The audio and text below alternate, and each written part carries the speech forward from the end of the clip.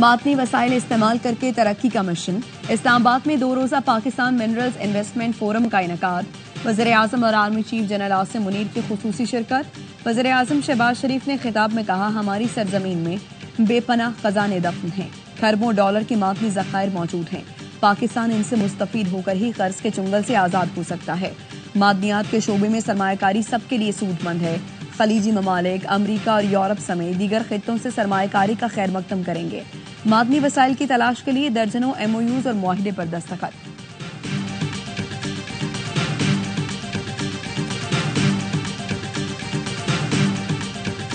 Pakistan is strategically positioned to emerge as a global mining powerhouse, one of the world's largest copper gold zones like the Reko Diq. Our geological potential has remained underutilized. Pakistan इक़्तिसादी तरक्की के नए दौर में दाखिल हो रहा है। पायदार माशी इस्तेहकाम के लिए मादनी वसाइल से भरपूर फ़ायदा उठाना होगा। नायब वज़ीर आज़म इस्हाक़ डार का खिताब। कहा, रेको डिक में सोने और तांबे के सबसे बड़े ज़खायर हैं। मादनी वसाइल को बुरोकार लाने के लिए ज़्यादा सरमायाकारी दरकार है। वज़ीर पेट्रोलियम अली परवेज़ मलिक ने कहा, चीनी इदारे ताउन कर रहे हैं, 55% काम मुकम्मल कर लिया, बाकी इस साल के आखिर तक मुकम्मल कर लेंगे। वज़ीर तिजारत जाम कमाल बोले, हुकूमत बैरूनी सरमायाकारों को तहफ़्फ़ुज़ फराहम करने के लिए पुरअज़्म है। बैरक गोल्ड के CEO मार्क ब्रेस्टो ने कहा, पाकिस्तान मादनी वसाइल के बायस मुनफरिद हैसियत रखता है। मुस्तक़बिल में मादनी वसाइल ही तरक्की का ज़रिया है। रेको डिक माशी तरक्की और खुशहाली का बायस बनेगा।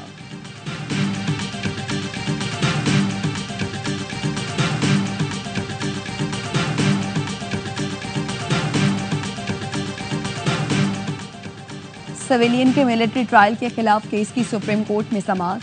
आईनी बेंच का केस आइंदा 2 समातों में मुकम्मल करने का इंतिया।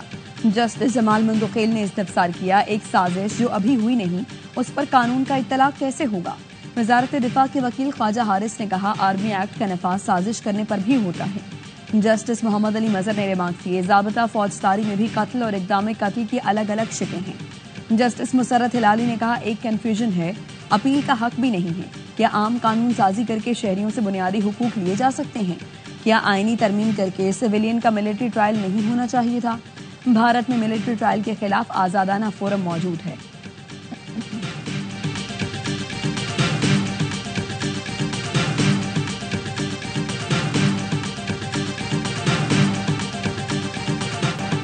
मामई के मुल्ज़िमान की जमानत के खिलाफ पंजाब हुकूमत की अपील। सुप्रीम कोर्ट ने ट्रायल कोर्ट को 4 माह में केसेस का फैसला करने का हुक्म दे दिया। इंसदादे दहशतगर्दी अदालों को हर 15 दिन में पेशरफ्त रिपोर्ट मुताल्लिका चीफ जस्टिस को पेश करने की हिदायत। चीफ जस्टिस याहिया आफरीदी ने मुल्ज़िमान के वकील को मुखातिब करके कहा, इंसदादे दहशतगर्दी अदालतों पर एतमाद करें, केसेस चलने दें। कानून वाज़ेह है, इंसदादे दहशतगर्दी अदालतों में ट्रायल रोज़ाना की बुनियाद पर होगा। इंसदादे दहशतगर्दी की अदालत परफॉर्म कर सकती है। हिदायत की, मुल्ज़िमान के दीगर मुकदमात की वजह से हुकूक मुतासर ना हो।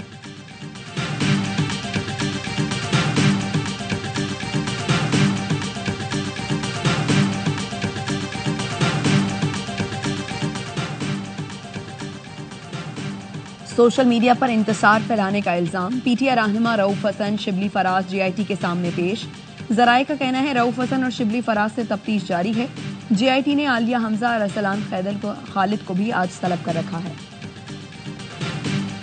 अदालती खिदमात की बेहतरी के लिए चीफ जस्टिस की स्टेक होल्डर से मुशावरत। इजलास में अटॉर्नी जनरल, वकील Khwaja Haris, Fazal Haq Abbasi, Kamran Murtaza, Faisal Siddiqui, secretary law and justice commission Saeeda Tanzeela Sabahat समेत दीगर की शिरकत। इस्लाहात, सस्ते इंसाफ और अदालती निज़ाम की बेहतरी के लिए तजावीज़ का जायजा लिया गया। चीफ जस्टिस याहिया आफरीदी ने कहा, स्टेक होल्डर्स की शमूलियत से ही बेहतर इस्लाहात मुमकिन है।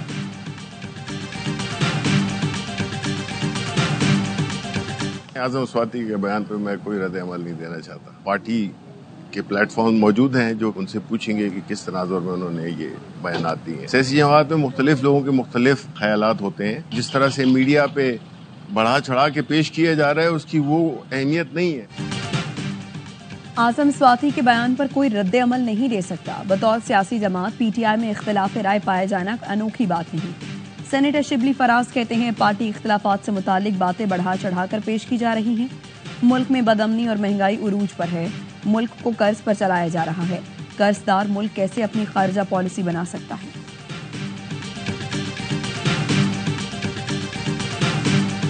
अडियाला में 3 हफ्ते हो गए हमें मुलाकात नहीं करने दी। भाई के साथ मुलाकात होनी चाहिए। अगर हमें इमरान खान से मुलाकात ना करने दी तो हम अडियाला के बाहर फैमिली बैठ जाएगी। ये एहतजाज नहीं हम कर रहे, ना ही मैं धरना का और हम खड़े रहेंगे जब तक इमरान खान के साथ मुलाकात नहीं करने देते।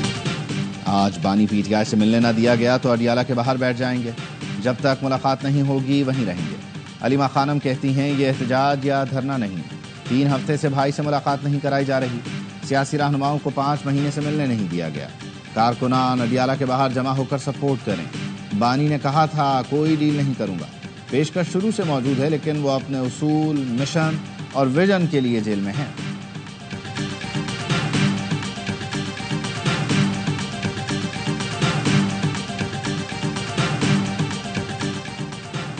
वफाकी वजीर दाखिला का इंसानी स्मगलिंग में मुलव्वस माफिया के खिलाफ मुल्क भर में मौसर क्रैकडाउन का हुक्म। मोहसिन नकवी ने DGFIA और director general national cyber crime investigation agency की मुलाकातें। वजीर दाखिला ने DGFIA रिफत मुख्तार राजा को गैर कानूनी इमिग्रेशन के खिलाफ मौसर हिकमत अमली तैयार करने का टास्क दे दिया। साइबर क्राइम्स की रोकथाम के लिए DG NCCIA वकारुद्दीन को हिदायत। कहा इंसानी स्मगलिंग रोकने के लिए चारों सूबों में बिला इम्तियाज कार्रवाई अमल में लाई जाए। मकरू धंधे में मुलव्वस लोग मासूम लोगों की जानों से खेल रहे हैं। इस माफिया से आहनी हाथों से निपटा जाए।